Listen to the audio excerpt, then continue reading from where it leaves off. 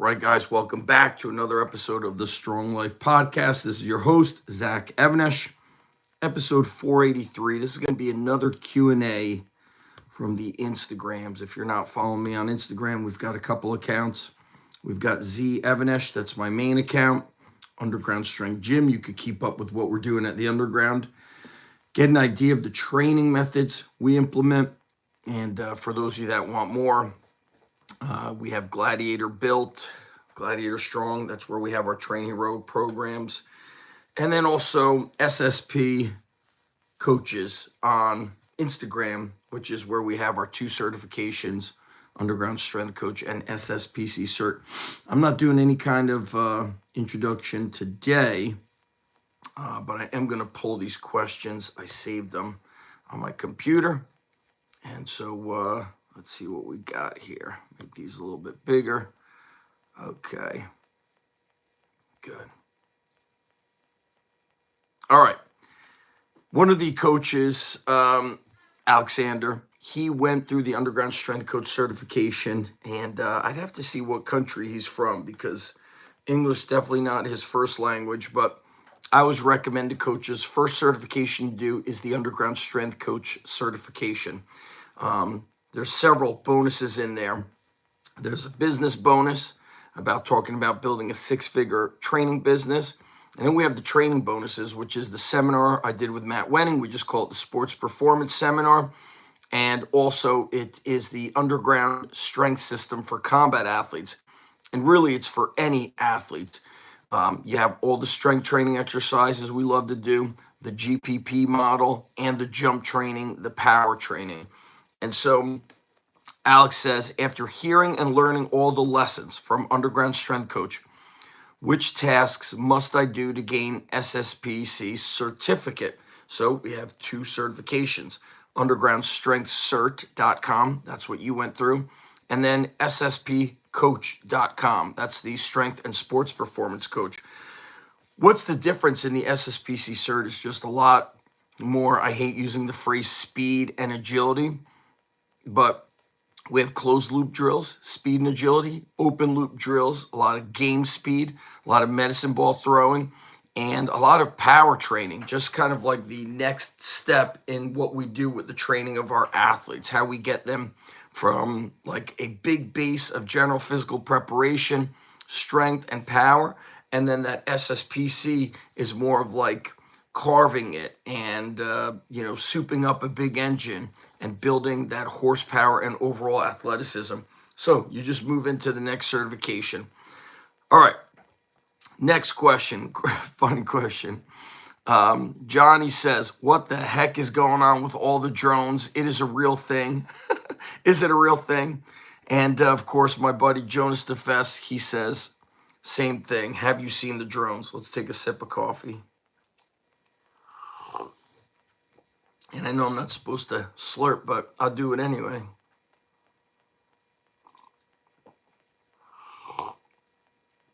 All right, so yes, I have seen the drones. They've calmed down a little bit, or they've moved. But the Underground Strength Gym, as well as where I live, we're in a little beach town of Manasquan. And there's certainly some serious concerns over hearing stories of how drones followed a Coast Guard ship, drones coming in and out of the water. I haven't seen that because I don't live beachfront, but you've seen them hovering around, and they're not planes. They're definitely drones, and it could either be a complete hoax and joke and like nothing to worry about, or it could be something serious that they're really looking for, things happening off the coast, like a possible terror attack. I'm hoping, of course, it's a joke, but damn, you never know. And so I think what's interesting is people are just distracted by life, by their phones, and it's strange. I don't think like at all like anybody is, I feel like the phone is the ultimate power that keeps people away from doing. I brought this up last time, looking at wrestling matches, dual meets ending in like 25 minutes at the high school level, everybody getting pinned or tech falled and a forfeit. And I remember my old coach saying, he's like, Zach, he's like, hey, maybe it's better that these kids, if they get pinned, he's like, they just have a different attitude. They say, well, there's always next time. He said 10 minutes later, they're on their phone and getting that next dopamine hit, scrolling through their phone. To me, that's a bit concerning how easy people quit. And I think that when you have this common trait of quitting in sports, it carries over into life. And I see it working with athletes, right? From the underground strength gym to the high school sector, you see the same people under the same roof quitting, right? It's like a habit that's been accepted within a family. Hey, you got cut from baseball, you could just quit. You got cut from basketball, just quit. I don't view it that way. And it's interesting how I go from the drones, the aliens, to quitting.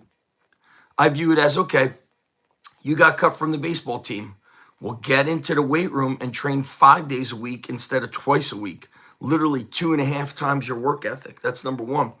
Number two, who's stopping you from going to all these baseball facilities where you could go and practice hitting and throwing and just train for another hour a day? I know as a sport dad, I gave my kids that support. So if they were struggling in sport, I just upped the ante for them and got them more support with private training in that sport, seeking out better coaches, better experiences, and not just locally. I mean, we've flown and driven all around this country for my kids' sports, never forcing it to them, but they love those sports. And I always knew that work ethic, when blended with proper skill training, built their confidence. And if I wanted my kids to be confident and to believe in themselves, they had to do more than quote unquote normal kids, normal activity. And so quitting in sport, things got hard. I give up. Now what are you going to quit in? Marriage gets hard. Quit. Working at this company gets hard. I'm quitting. I'm running a business. I started a business. I'm having a down month. It's getting hard. I'm quitting because everybody in my family said it's okay to quit and just give up and move on. Okay? The truth is, if you're not succeeding, you're not doing the right kind of work, the right strategic work. Business mentorship, question from a buddy of mine. If people are asking you about business mentorship, how much do you charge? How do you charge when you're sought out? So I love simple. I love simplicity in training. I love simplicity in business. Just like the underground strength gym, for our adults, we have one membership. You train for 3 months, then it goes monthly. Our athletes train for 3 months or 12 months, it goes monthly. Why do I not do the 6 months? Because everybody will take middle of the road. And I want to get away from that kind of common choices. I'm not a fan of it. By the way, go to zachstrength.com. Make sure you're signed up for the newsletter. Get your free kick-ass training courses. Our one training course is called Man Strength. For a long time, it was called Freak Strength. You could get Freak Strength inside undergroundstrengthcoach.com, but it's like an old school power bodybuilding program. If you are a high school sport coach, you could utilize Freak Strength for your athletes and simply add jumping and sprinting. And ironically, one of the coaches inside of our private Facebook group said, excuse me, if you're training a lot of athletes, what's a resource you should go to? I said, dude, you should be devouring everything inside the Underground Strength Academy. Like, it's crazy that people forget that undergroundstrengthcoach.com is 20 years old, 20 years of content. I started building out the website in the summer of 2004. We launched it February 2005. So we have 20 years of content in there, excerpts from seminars and certifications, full seminar recordings, full clinics that were recorded of me putting on bodyweight training clinics, full training sessions recorded at the Underground Strength Gym, highlights of the Underground Strength Gym. I mean, so much video footage in there for you to really understand and get this you're never going to find a website that shows so much visual and updates. And I really say to myself, I got to stop updating the site. It has 2 decades worth of information that most people don't even get past the first page of. And so people forget what's right in front of them. Okay. Now, going back to business mentorship, I do something very simple. I did this yesterday, had a great call with a guy out in Colorado who works as a personal trainer / coach and wants to build out his online business. He signed up for a one-time consultation. I'm going to pull it up right now. Goes to, it's up on the top tab at zachevanish.com. I think it says consultation. Yep. You click on consultation and people sign up for a one-time consultation. Now, if somebody's like, Zach, I just want to keep this going month to month, then I move them into a monthly business coaching mentorship membership model. We usually do one call, FaceTime or Zoom call a month, but unlimited text, or really one text a day, but I respond through audio message. I found that when I gave another coach or even another adult, anybody who's consulting with me, like endless text messages, they don't think. And so they have to think about this question, and we could have an in-depth text each day rather than 7, 8, 9, 10, like short, choppy text messages. You'll have a couple options. So my buddy that's asking this question, I've got a few. Like I could consult and speak to your company. I could do in-person consult where you come out here, you train with me, we grab lunch, we spend a few hours together. I always start off with the in-person consult, and I never push anybody into something that doesn't best fit them. Meaning, I said this at the Underground Strength Con, is that I said there's many ways to run your business, but the number one thing you have to do, and the only thing you really need to do, the only rule, is be ethical. Meaning, you want to run your business all online, all offline. You want to train only men, only women. You want a hybrid gym model where you're only at the gym, Monday, Wednesday, Thursday. Then everybody else is getting your programming through Train Heroic or Turnkey Coach.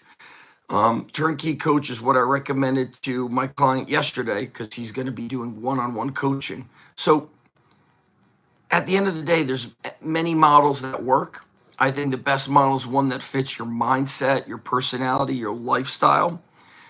And then it has to be ethical. You don't rip people off. So he's like, hey, can we do this again in 2 weeks? I said, nope. I said, you have now an action plan. Let's reconnect in a month. That gives you a month of doing work. From there, we'll do another one-time consult. And then if you start really feeling like this is what you want on the regular, then we move into monthly. And I do this all the time with people. I always say, I could easily take your money, but I don't want to. It's not the right thing to do. A couple weeks ago, I did a trial with a very good kid, but he was a little bit young. He was 9 years old. My preference is to wait until middle school for emotional maturity, physical maturity, and really just what they're, playing the long game. What am I doing with this kid who's going to go into this organized strength training program? I told the dad, listen, he needs a lot of one-on-one attention. I don't want to train him one-on-one. He's too young for that. I just said, keep doing what you're doing. You got multiple sports. Put up a climbing rope in the garage, and let's reconnect in a year, 2 years from now. Who knows? Maybe he'll go to another strength coach. I've seen many people train 7-year-olds, and they train them like mini adults. You got 7-year-olds doing farmer walks and prowler pushes and bodyweight squats. I'm like, what is that? To me, that's not ethical. Those kids need to be in a play-based environment, a gymnastics-style environment. Look at what Jeremy Frisch does. He just basically accelerates physical education. That's why in my town with the recreation program, I did old school PE. We'd start out with like tag games that were like dodgeball games. We did some relay races. Then we played a game, stickball, kickball, ultimate football. And then we finished with some relay races and push-ups. And that's what those kids need. It was for kids something like ages 8 to 11, 10 to 11, 10 to 12, something like that. They didn't need an organized workout. They needed some free play, an organized game, races at the end, some calisthenics. And then I said to them, every day, you guys have homework, 10 push-ups a day, 20 push-ups a day. If they don't do it, they start seeing the kids who do that work getting ahead of them. So whatever you do with business consulting, make it simple. And I'll say this, why should people pay for your knowledge? My friend who's asking this question, because he has decades of knowledge. He's building world champions. Okay, so my boy Jeremy Hartman. So people should pay for your knowledge, because otherwise they don't take it seriously. Okay, people who pay, pay attention. So best ways to charge, start out with a one-time fee. After that, if they want more, they go into like a monthly membership, and it could be up to you. I do one phone call a month. I find that too much of that is like just too much back and forth, too many phone calls. I like a short text message, audio messages. Some people use WhatsApp, and giving them a strategic action. Take action, boom, off to the races. Not filling their mind with 500 ideas. And that's why those shorter, bouts of back and forth information, to me, work best. Okay, next question. Take a little sip of coffee. I love my morning coffee.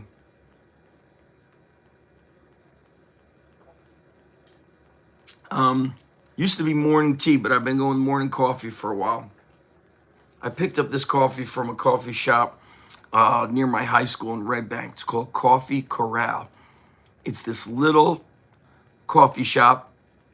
They got the roasting machine right there. I mean, it's very small. It's like the size of a medium-sized kitchen, or even a small kitchen for the people with the big houses out there.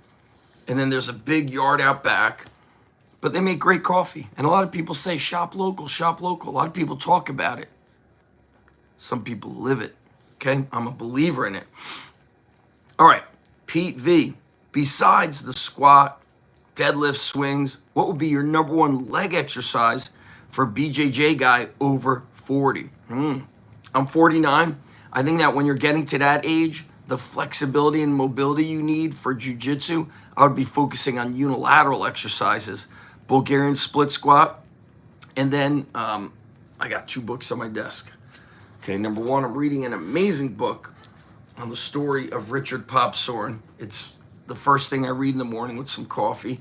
And I could literally, when I'm reading it, I can literally picture the stories Pops told me, but I could picture it like a movie. I can't wait for it to come to print. Just got the new triphasic training book, number 2.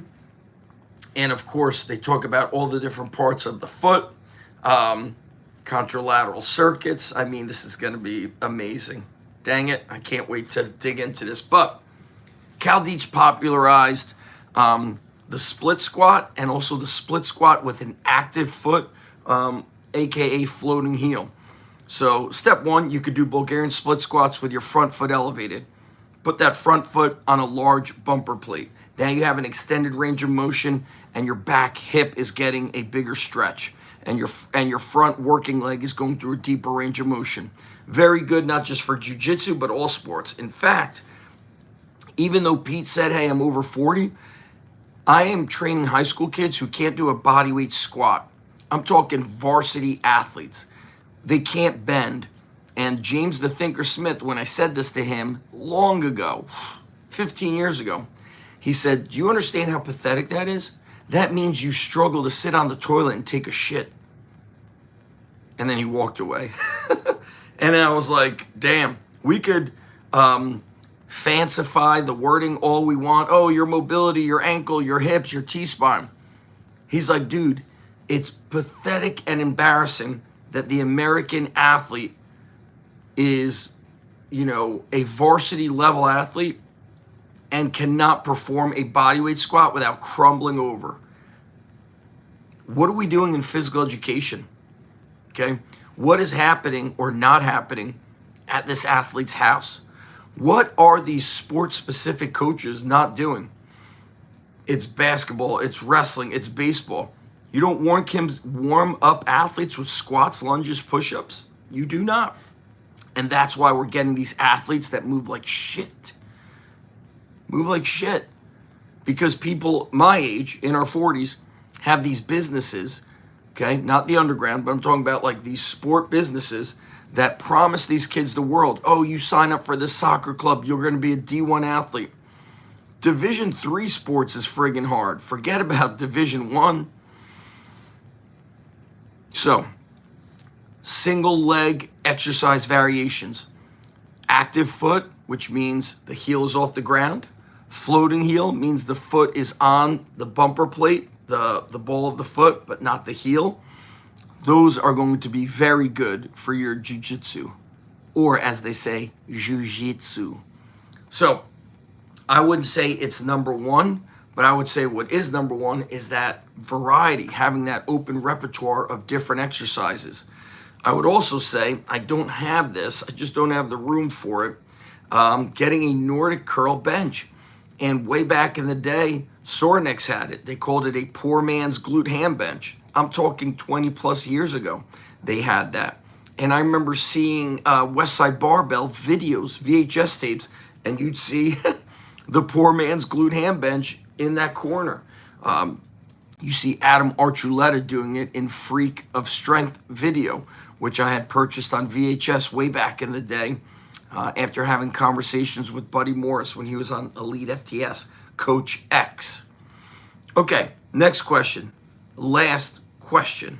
Take a little sip of coffee here.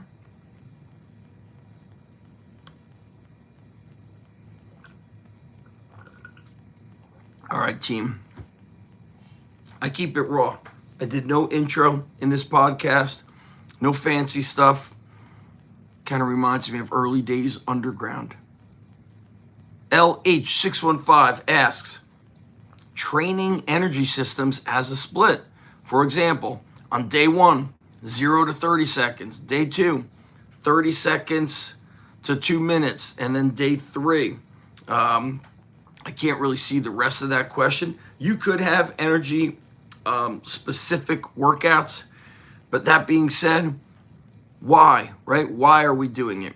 Are these energy systems not covered in that athlete's sport-specific practice? Is this the off season, or is this the preseason where I start implementing some specificity? And then I'd have to do the research, which I don't really dig into the weeds on this. This is probably something, this is a question you would have to ask Cal Dietz and Dr. Mike T. Nelson, which they will get on the Strong Life podcast. We're going to discuss triphasic. We're going to discuss triphasic training too. And I'm wondering, does the research show and support that if I do a concurrent model where I'm mixing kind of multiple physical domains, where I'm training strength and power, and I'm also doing the repetition method, does that not work as good as just having a strength day followed by the repetition method, a dynamic effort day followed by the repetition method? What about my energy systems? What energy system does it have to be all one energy system in one day? The reason why I like the concurrent model, where different modes of training are brought together within one day, is because of the schedule of these athletes today. We just don't see them with the frequency we once did. They're so bombarded with mandatory this at school, mandatory that, got to go to this practice. My baseball practice is all year. So is that why we keep seeing all these shoulder and arm issues? We're even starting to see I don't recall what it was called, but like a unique fracture of the back that happens with baseball players. Well, I always say, let's take a look at what you've been doing. You started swinging a baseball bat at age 5, and now you're 15 or 18. So for 10 to 13 years, you've been violently whipping your spine and torso in one direction. You start to destroy the body. You start to kick the crap out of the body. So to be honest with you, how can you test if this works? You need to run a test for 4 weeks. and have these energy system training all in one day. And that's just not my forte. My forte is strength, power, muscle building, building general physical preparation, building athleticism. But the specific energy systems, I must tell you, these athletes are training in their sport so much that it really has to be a blend of science and art about how much more specificity these athletes will truly need for you to maximize the effect of the training. And so Mike Boyle said this a long time ago. He's like, what buckets need to be filled? And so in the athletes I'm training, conditioning is not their problem. General physical preparation is their problem. Lack of strength is their problem. Lack of power, lack of speed, lack of muscle, lack of body armor, lack of confidence. Did I say lack of athleticism, lack of coordination? Those are the things they are struggling with. Now, if I just focus on energy system training, they don't get stronger. They don't build more power. And so some of these energy system specifics could be thrown in as a finisher. That would be my opinion. Okay? And it really sounds like this would be very advanced. And I got to tell you, the more advanced we get with the athlete, the more dialed in they are with their energy system specificity. One thing John Wellborn has dug into on research with Power Athlete Radio is the benefits of zone 2 cardio to help increase an athlete's overall output. So basically not looking at the specificity, but just having some steady state cardio increases capillary density. So it helps with recovery, helps with building muscle, helps with utilization of nutrients for energy and protein synthesis, recovery and building muscle. And so that is going against specificity. And so I think we have too much specificity. So that might be my argument against really going down that rabbit hole. But if you are a research nerd, then I encourage you to go down that rabbit hole. But we got to grab low-hanging fruit with athletes. They lack consistency, and then they lack all those other physical qualities I said before.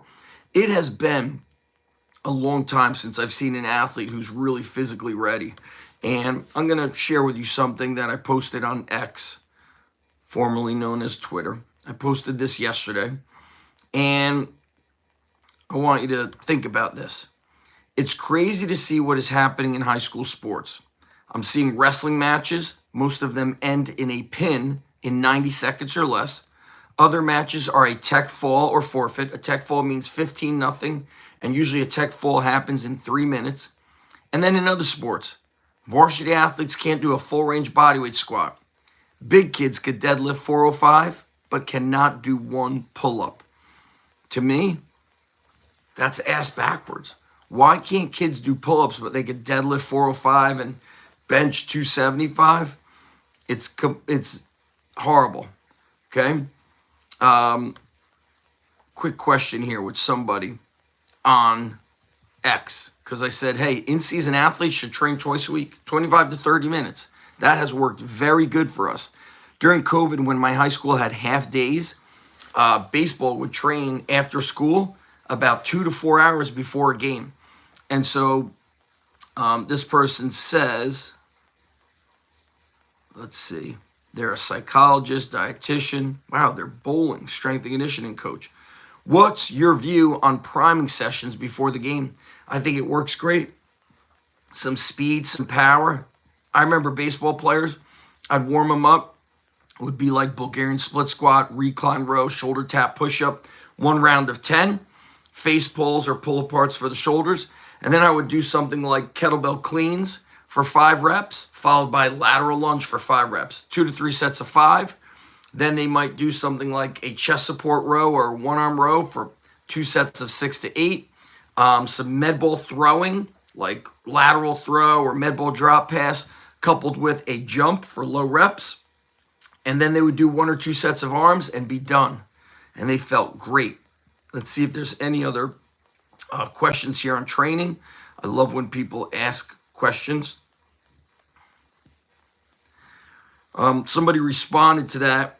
The lack of range of motion for squats has become more common in the last 10 years. Lack of ankle mobility, hip flexibility, and a weak trunk is what I have found and see, especially when I'm told I squat X at school. Like I maxed out at 215, 225, then proceed to get crumbled by 135 to a parallel squat.